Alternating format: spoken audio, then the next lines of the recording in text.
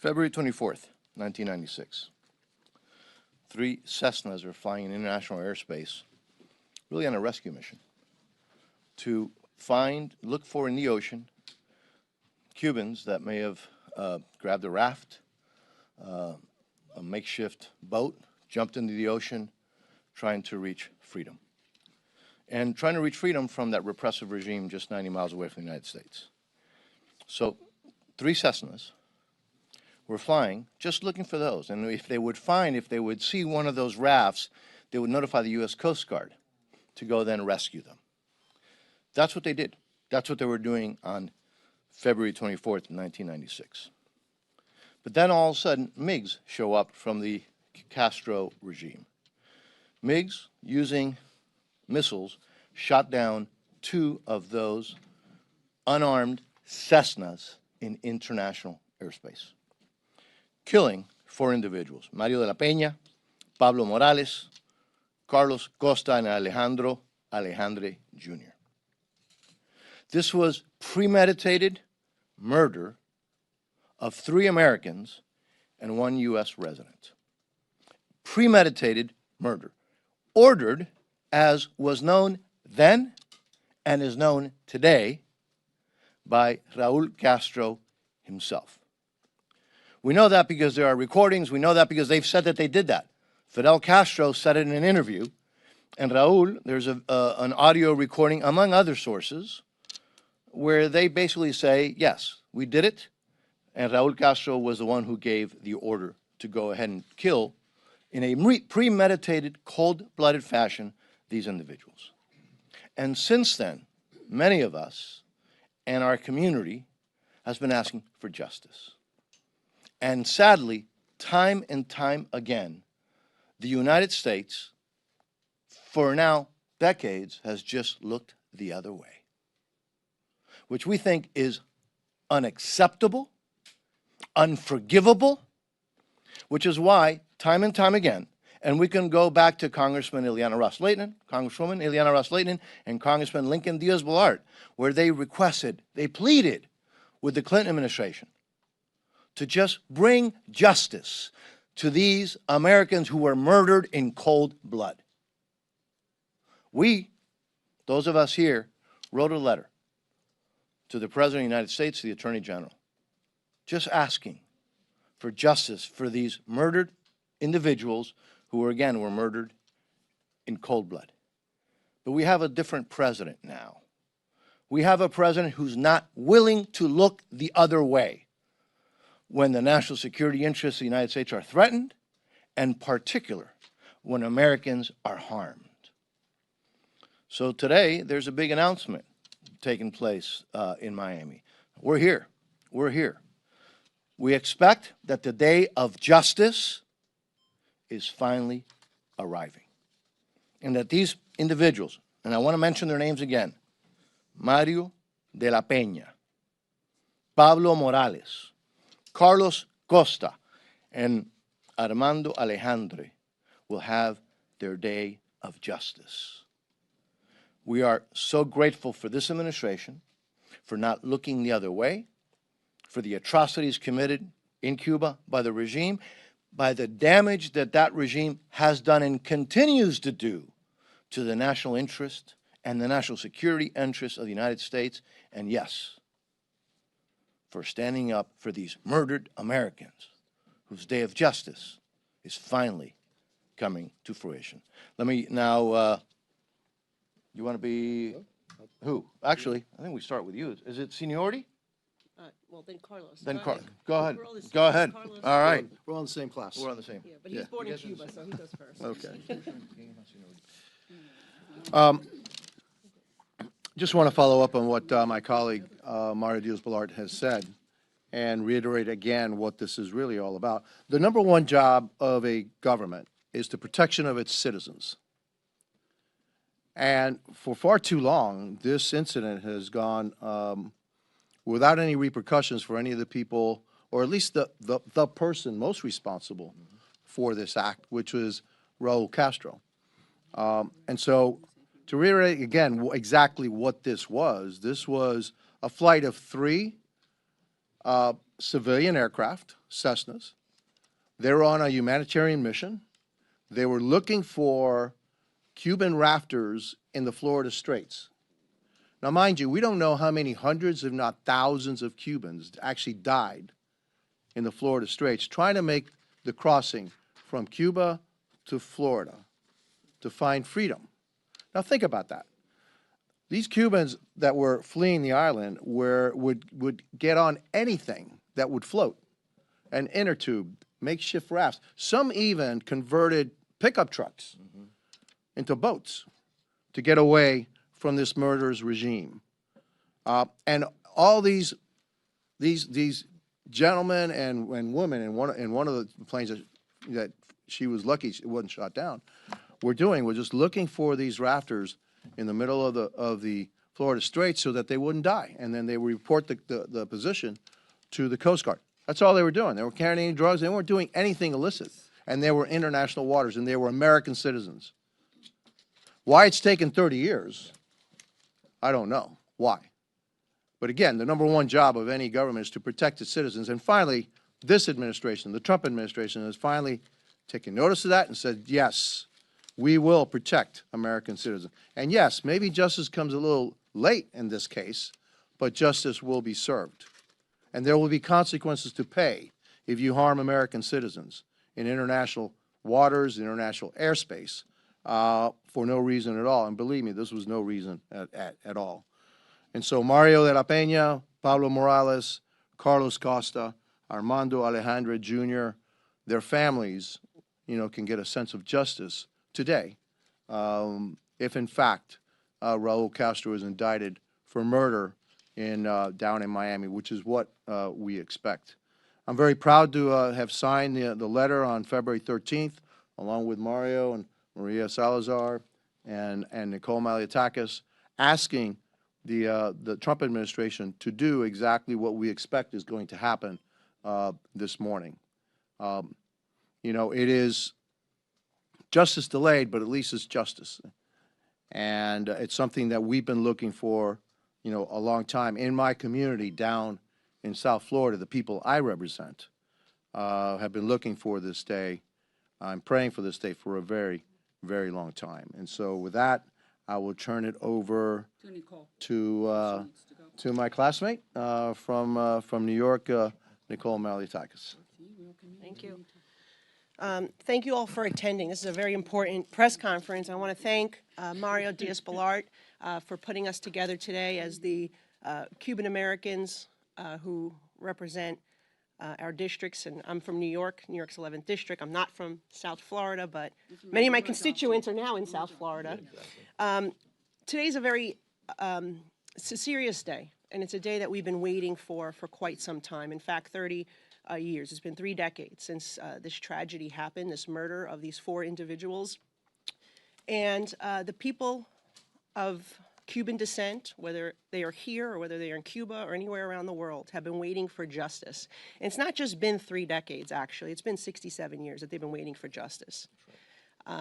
The crimes committed by Raul Castro go much further than what we're possibly hearing those charges unveiled today.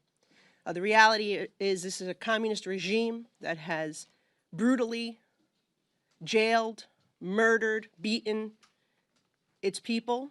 They have starved their people. They have stolen from their people. And much of it was at the direction of Raul Castro himself. And so today is about justice. We hope this is a first step in not just bringing Raul Castro to justice, so the people, the families of these 4 individuals, Mario, Pablo, Carlos, and Armando, see that finally someone is being held accountable, and the right person is being held accountable for their family's murder, their relative's murder.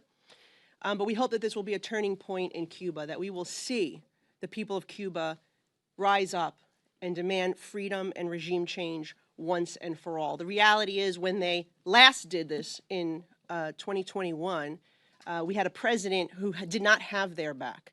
And so many of those individuals, including small children, were put in jail for going out in the street and simply speaking that they want freedom. They have nothing to defend themselves. They go out on the street and they call for freedom, and they were beaten, they were jailed, they were starved.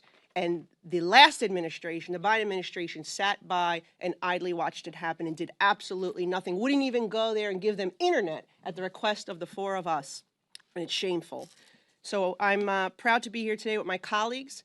And I will just say one last thing. You hear some of our other colleagues who are very ignorant on this issue.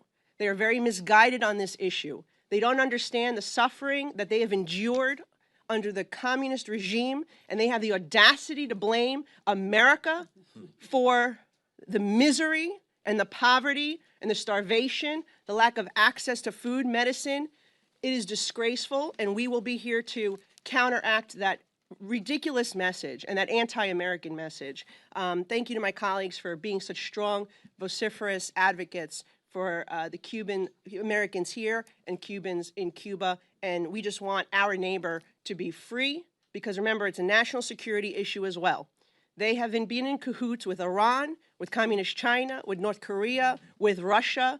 They provide bases to these individuals 90 miles from our shore. So this is much bigger than just what we're here about today. It is much larger. It's about the future of our own security and this Western Hemisphere. Thank you. All right, well, I think I'm the last one, and I'm delighted to be here with my colleagues. We all represent South Florida, the heart of the Cuban exile community in the United States. And Nicole, that even though she represents, but I'm sure that you do have a lot of Cuban constituents. I am not gonna, that's, I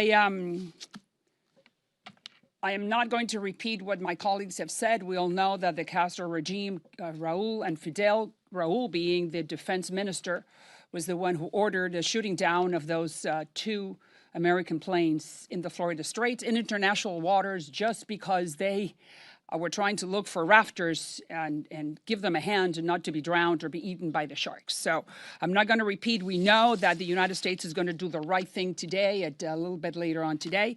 But I just want to put into perspective what this means for our communities and for the United States.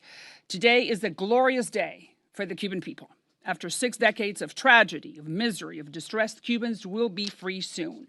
And there are no words to describe the joy they feel, not only the Cubans on the islands, but the Cubans that we represent in South Florida, who live abroad, others who live abroad, but we represent all of them all over the country and across the world. I repeat, today is a glorious day for those Cubans who had to leave their homeland unwillingly, the people that we represent in the city of Miami, only because of the cruelty and the wickedness of a group of gangsters, the Castro family, who did nothing but seize the island to turn it into their own business.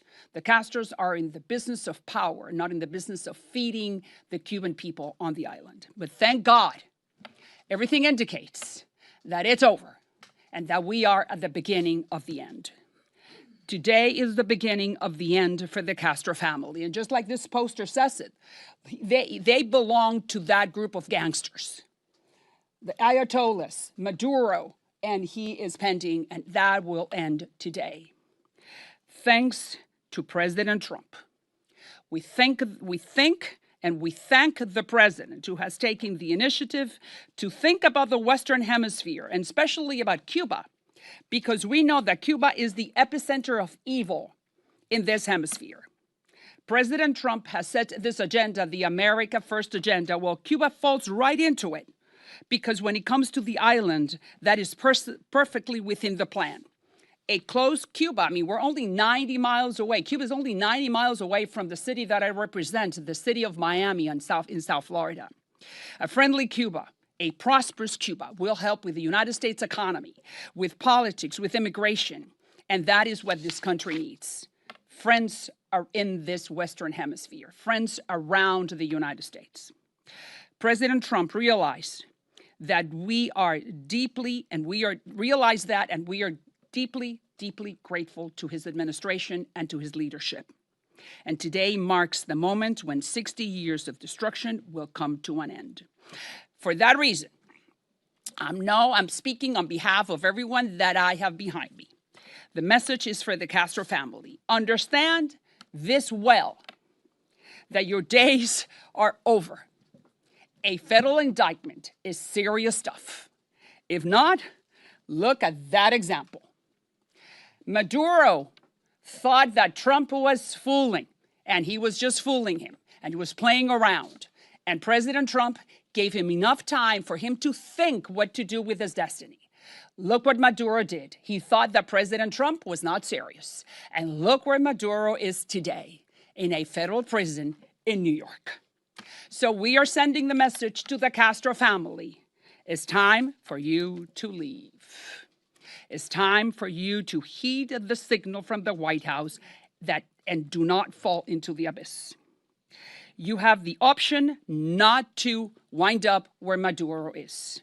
You can leave now and let the island in the hands of the opposition forces, in the hands of freedom. So that destiny can bring Cuba to a different place. So once again, we thank the President of the United States for taking this action, for bringing justice. But like Malia Takis said, there's not only the first crime that the Castro family has committed against the Cubans. We're talking about 67 years of misery, of cruelty, of being morally despicable. And thank God to this administration and to the White House and to the American people that the Cubans will be free again and will be friends with the United States for the next 100 years. Thanks to all of you. I hear that in Spanish. He wants me to start in Spanish. Well, I don't. Okay. Bueno. Do I know how to do that? Yes. So, para la prensa en español, mis colegas ya han hablado de los crímenes de los Castros. No tenemos que repetirlo. Sabemos que el día de hoy todo indica que Raúl Castro lo van a poner en la lista de los malos. Y ahí está, junto con el resto de los otros malos a nivel mundial que los Estados Unidos han tenido la interés, la fuerza para destruir y para eliminar para el bien de la humanidad. Por eso hoy es un día glorioso para los cubanos. Es un día glorioso porque la ayuda ha llegado y porque los Estados Unidos, después de 65 años, han decidido tomar la iniciativa de hacer lo correcto y liberar al pueblo cubano de los sátrapas, de los despreciables moralmente hablando de la familia Castro. Una familia que lo único que hizo fue utilizar la isla para su propio negocio. Lo único que hizo fue hacer de esa isla los esclavos, hacer de la isla un grupo de esclavos cubanos. Por eso estoy encantada de poder estar aquí con mis amigos, que todos representamos al exilio cubano en el sur de la Florida, para darle las gracias al presidente Trump y a esta administración que después de 67 años ha hecho lo correcto, que es no solamente traer justicia para Mario, para Pablo, para Carlos Acosta y para Armando Alejandre, sino traer justicia para el pueblo cubano. Un pueblo que lleva años esperando que los Estados Unidos, el gran vecino del norte, los ayude. Y nosotros, los representantes de ellos, nunca nos hemos olvidado de que esa es la misión que tenemos porque representamos a los cubanos. Por eso, le damos muchísimas gracias al presidente Trump una vez más. Le damos gracias al presidente Trump una vez más y a esta administración por haber pensado en ese pueblo que nosotros, muchos de sus familiares, representamos y hacer the American Agenda, la agenda americana primero, porque una Cuba próspera, donde pueda ayudarlos en la economía, en la política, en la inmigración, tener un vecino tan cercano que sea bueno para los Estados Unidos, es the America First Agenda. Así que le doy la palabra a mis compañeros para que hablen en español y después si la prensa quiere hacer algún tipo de preguntas, pero sin duda que hoy es un día glorioso para el pueblo cubano. No te lleves mis papeles. No, pero tú no. Pero tú sabes leer. No están aquí los... Gracias a todos ustedes por estar acá. No, pero siempre ayuda, ¿no? Por si acaso. La recordatoria. Febrero 24 de 1996, 3 avionetas civiles estaban volando sobre los estrechos de Florida, buscando solamente esos individuos que se hayan tirado en balsa, en cualquier cosa que flota para tratar de salir de esa cárcel que es Cuba, para llegar a las tierras de libertad. Y en ese día, en febrero, el régimen de Castro envió MiGs, aviones de caza, para derrumbar a esas 3 avionetas. Derrumbaron a 2 de ellas, asesinando en sangre fría a Mario de la Peña, Pablo Morales, Carlos Costa y Armando Alejandre Jr. 3 ciudadanos norteamericanos y un residente de los Estados Unidos. Y comenzando en ese momento, los miembros del Congreso, incluyendo la congresista Eliana Rosletren, el congresista Lincoln Díaz Olar, le exigieron al presidente Clinton justicia para estos individuos asesinados a sangre fría por el régimen. Y esa orden, lo sabemos y se sabía entonces, la dio, la orden de asesinar a estos 4 individuos, la dio Raúl Castro. Pero desafortunadamente, la administración del presidente Clinton engavetó un encauzamiento que se estaba preparando entonces por la Fiscalía de los Estados Unidos del sur de Florida. Esto ha sido reportado. No es que no se sabía quién había dado la orden. No es que no habían individuos en el gobierno de los Estados Unidos. La Fiscalía que querían actuar, comenzaron a preparar el encauzamiento, pero se engavetó por las órdenes de la administración del presidente Clinton. Pero desde entonces se está pidiendo justicia para estos jóvenes asesinados de una forma premeditada a sangre fría. Y la diferencia que hace una elección. Ahora tenemos un presidente que no está dispuesto a aceptar cuando se agreden a norteamericanos, cuando se hace daño a la seguridad nacional de los Estados Unidos, cuando se asesinan a nuestros ciudadanos. Y esta administración, hoy esperamos, va a anunciar el encauzamiento del que dio la orden de este asesinato a sangre fría, que es Raúl Castro. Algo que se ha estado exigiendo, pidiendo por décadas. Y que distintas administraciones, comenzando con la presidencia de Clinton, que engavetó un encauzamiento, lo ocultó, lo paró, lo congeló. Pero hoy, gracias a Dios, hay un presidente totalmente distinto. Y por fin va a venir la justicia merecida para estos 4 jóvenes que murieron asesinados a sangre fría. Estamos eternamente agradecidos a esta administración, al Departamento de Justicia de los Estados Unidos, y no solamente por este día de justicia para estos que han sido asesinados, pero por todo lo que está haciendo para proteger la seguridad nacional de los Estados Unidos enfrente el peligro, el reto que significa tener este Estado terrorista, corrupto, asesino a 90 millas de los Estados Unidos. Pero por todo lo que está haciendo para enfrentarse a ese régimen y también por fin traer justicia a estos 4 individuos que se lo han merecido por décadas, y por fin ese día viene llegando. Ahora mi gran colega, Chief Mayor Congressman Jiménez. Gracias, Mario. Muchas gracias a mis 2 colegas que están aquí, que sí, nosotros representamos al exilio cubano, que muchos de ellos viven en nuestras comunidades, en Hialeah, Miami, y otras partes en Southwest Dade, donde yo represento también. Para mí esto, no voy a decir más lo que es esto. Esto es un día de justicia para estos 4 individuales, a Mario de la Peña, Pablo Morales, Carlos Costa y Armando Alejandre. Pero también, esto es un mensaje. Esto es un mensaje del presidente Trump. El mensaje es para Raúl Castro, que sí, ahora viene a la justicia. Y es lamentable que nada más que es un cargo sobre lo que hizo ese día, porque Raúl Castro tiene mucho más delitos para que podemos encauzarlo contra el pueblo cubano en Cuba. No solamente es el asesinato de estos 4 individuales, pero estoy seguro de cientos y miles más en la isla que fueron asesinados por este régimen.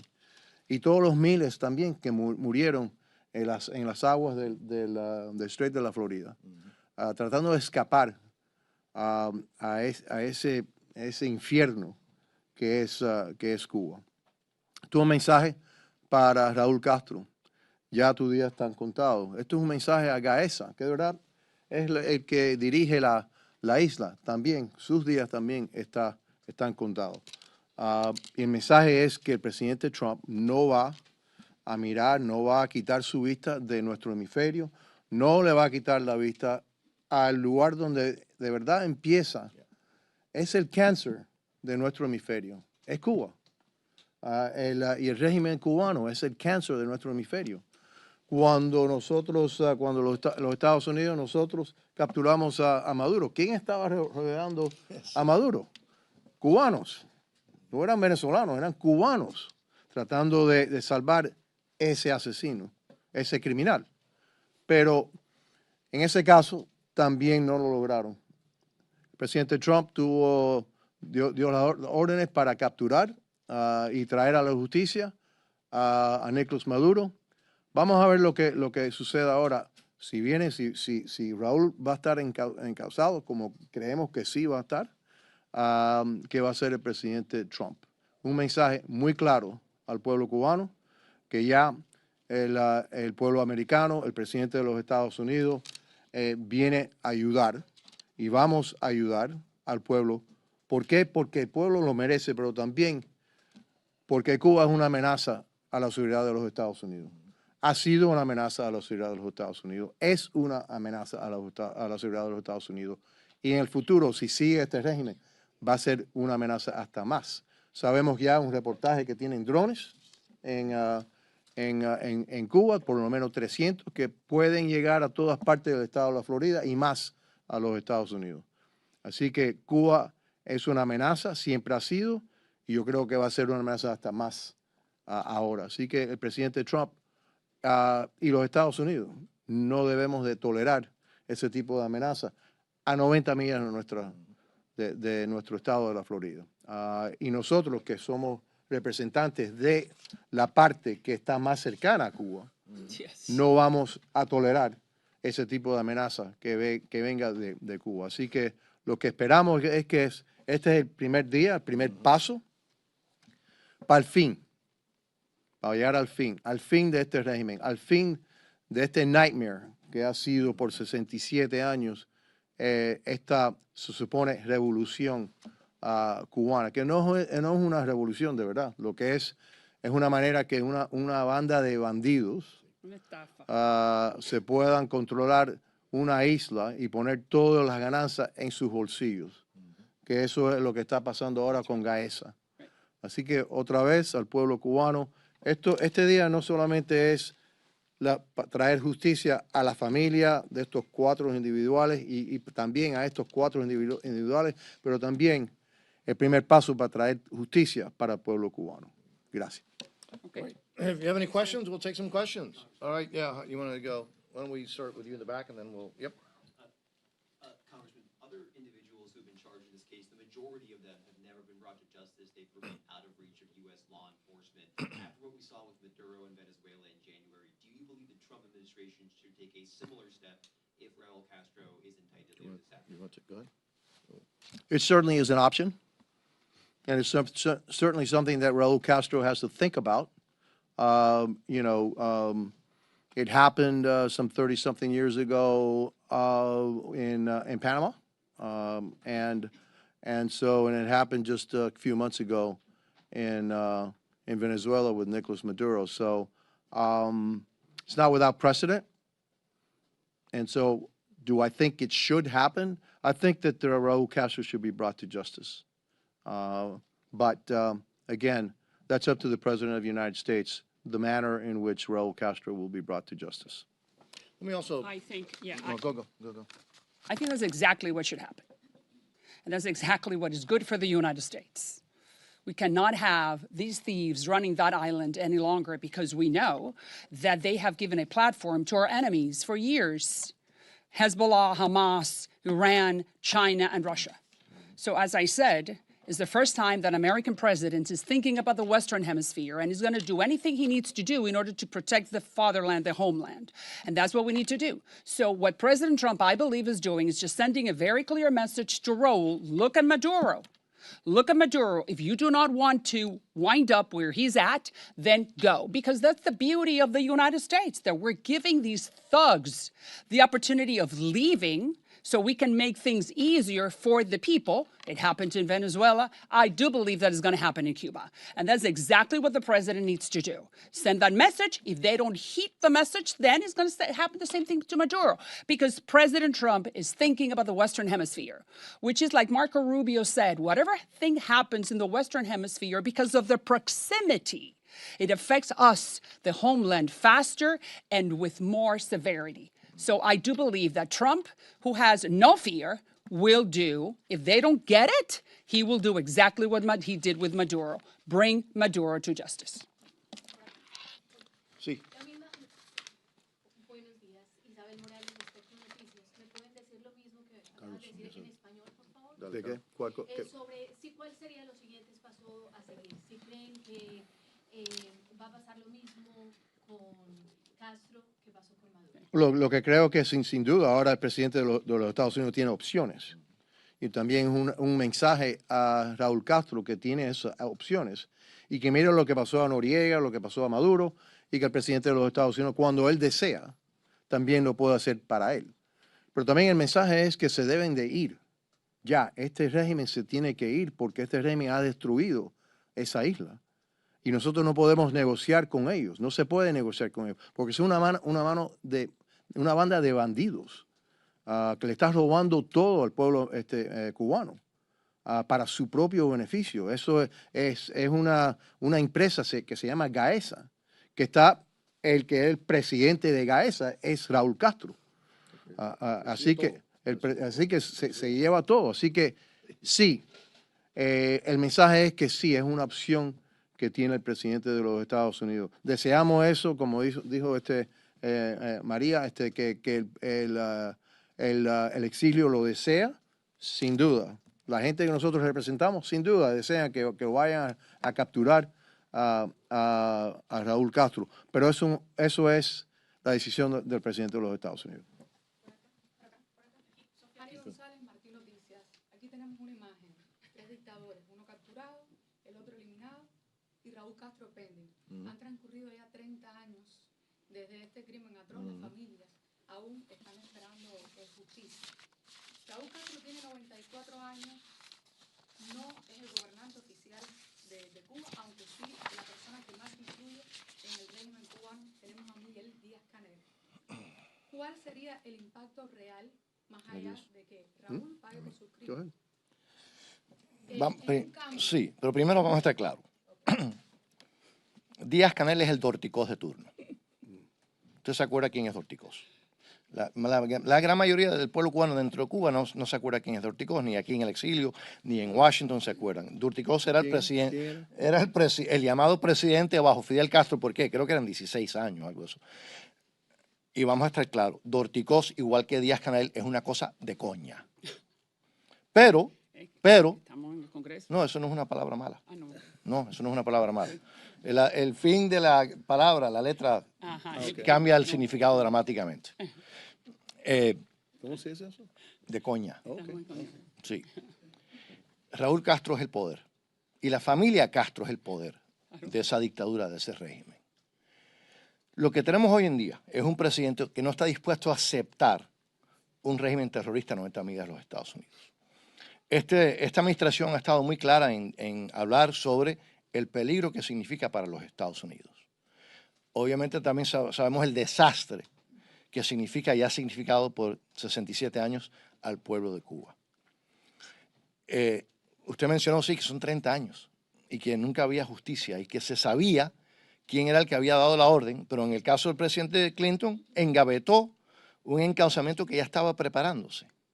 Eso era la política del presidente Clinton y otros presidentes demócratas, de ayudar al régimen de Castro. ¿Por qué lo hacen? Es otra pregunta, pero la historia eso claramente lo recuerda.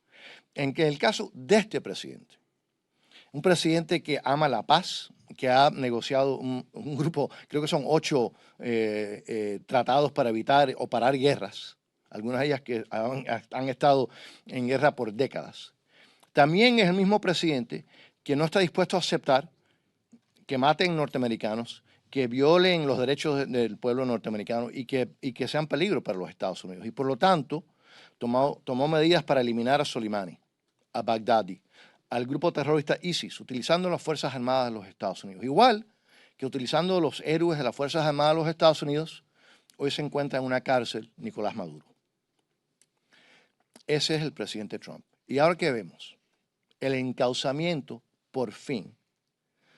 Algo que, repito, presidentes demócratas han no solamente rehusado de hacer, engavetaron. El encauzamiento, no solamente del que ordenó el asesinato de estos 4 jóvenes, en sangre fría, pero que también es el que controla el poder y el dinero que le roban al pueblo cubano dentro de la isla. Esto es un momento muy grande, muy importante, con mucha, que significa mucho, pero no es el único ejemplo. Aquí hay una carta que un grupo de nosotros le enviamos al secretario Blinken y el secretario también de la Seguridad Interna de los Estados Unidos, mencionando un piloto que estaba involucrado en este asesinato, que durante la administración de Biden le dejaron entrar a los Estados Unidos sabiendo quién era y estaba en el proceso hasta de la ciudadanía, de la residencia. Y esto no es que no lo sabían, porque aquí está la carta que yo le envié entonces a la administración de Biden. ¿Y qué hicieron? Nada. Le dieron la bienvenida aquí, a las tierras de libertad, a uno que estaba involucrado en el asesinato de estos jóvenes. Ese hombre hoy en día está preso. ¿Por qué? Porque en una democracia las elecciones tienen consecuencias. Hoy tenemos un presidente de los Estados Unidos, Donald Trump, que no está dispuesto a aceptar el peligro a la seguridad nacional de los Estados Unidos en este hemisferio, el asesinato de norteamericanos con impunidad, y por eso hoy es un día muy importante, pero es uno de muchos que vienen en el futuro muy próximo. Puedo. All right. Puedo Where do you want to solamente go? We're añadir a gonna go. esto. Dale, dale. Let me get. ¿De qué me hablas de Díaz-Canel? Si aquí no manda más nadie que los Castro. Por eso la administración de los Estados Unidos, según los últimos reportes, están hablando con Castro, el hijo, el nieto, el sobrino. Punto. Sabemos muy bien, y los cubanos saben muy bien, y la gente que nosotros representamos sabemos muy bien que hay un solo poder. Cuando mis compañeros hablan de Gaesa, Gaesa mantiene el 60% de la economía del país. Nunca se había visto... 70. Nunca se había visto de que hay un gobierno dentro del gobierno y que cuando los funcionarios del gobierno oficial, como Díaz-Canel, no saben en realidad cuáles son los réditos ni cuánto es la economía que Gaesa maneja. Estamos hablando de que cuando me preguntas 60 años, there's a new sheriff in town, como se dice en inglés. Hay un nuevo sheriff en la casa y ese sheriff decidió ocuparse del hemisferio occidental y específicamente de la isla de Cuba, que es el epicentro del mal en contra de los Estados Unidos.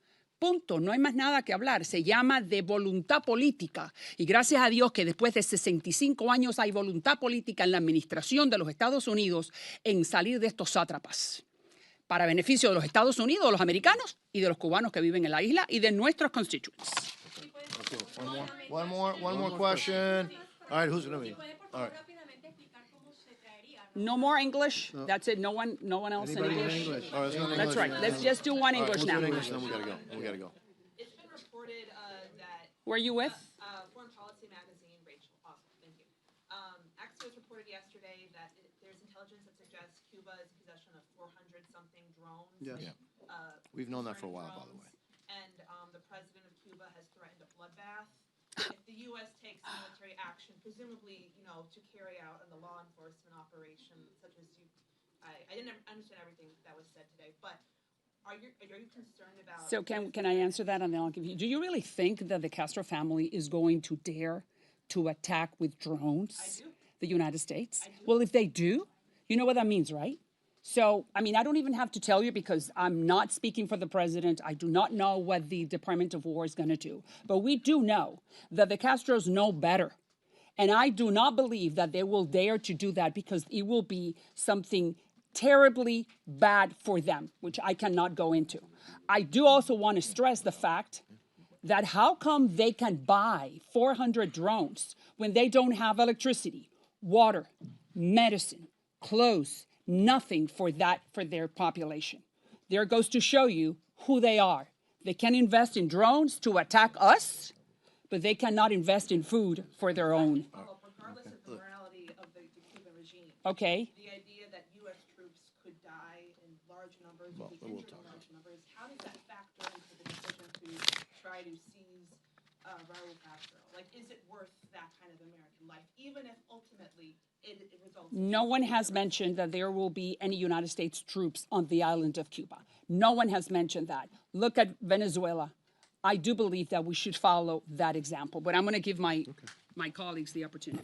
I hardly ever disagree with my colleague. I will disagree with her on one thing, that Cuba possessing 400 drones is a direct threat to the United States. And so, okay, and so it's that's why Cuba poses a security threat to the United States. Those 300 drones, if they're anything like the ones that are used in the Ukrainian war, or actually right now Iran is using, they have the ability to reach just about any part of the southeast United States. And so that's why Cuba poses a direct threat to the United States. Do we have the capability to shoot them down? Yeah, we have the capability to shoot them down, okay? Doesn't mean that they won't use them, okay? We don't know if they will, but the fact they even have them does pose a threat to the United States. And so, you know, the president, when he captured Nicolas Maduro, there was always a threat to and a risk to the armed forces of the United States, because that was a legal it was a legal action, but had to be guarded by U.S. military because Maduro was being surrounded by Cuban security, and they had to get through Cuban security in order to arrest him. Same is likely, obviously, in Cuba, but you know, the president will take, you know, that in consideration. We don't know what's going to happen, but we do know that, hey, other people have been indicted. Other leaders have been indicted around this hemisphere, and more than one president, you know, has taken action against those leaders that were indicted and sent military troops to carry out that legal action. And so, again, it's an option that the president has. You know, these four individuals are screaming and yelling from their grave for justice. Their families are asking for justice. And the Cuban people are asking for justice because they've been suffering for 65 years. No, I said it in Spanish. I didn't say it in English. These are just four of probably thousands of people that Raul Castro has murdered throughout his time in Cuba. And then you also have to think about the hundreds, if not thousands, of people that died in the Straits of Florida trying to reach freedom because of the conditions that were created on the island that forced them basically to throw themselves into the sea, into the ocean, in order to seek freedom. Who caused that? Raul Castro and Fidel Castro. Those are the ones that caused those conditions to force these people to take that extraordinary action. And so, you know, it's time for justice, all right? And I'm very happy that the Trump administration, this president, is taking decisive action against this regime, which not only has denied its people freedom for over 65 years, all right, and put thousands of people in prison, political prisoners, simply for asking for freedom, has killed God knows how many people. It's time, you know, this president has finally seen that, and they're also, that regime poses a threat to our security here in the United States. And let me just, I just want to make one last statement and important question. Look, every thug, every gangster in history always likes to blame the United States and always talks about how it's going to be a bloodbath if anything happens to try to eliminate their power. Soleimani used to say that.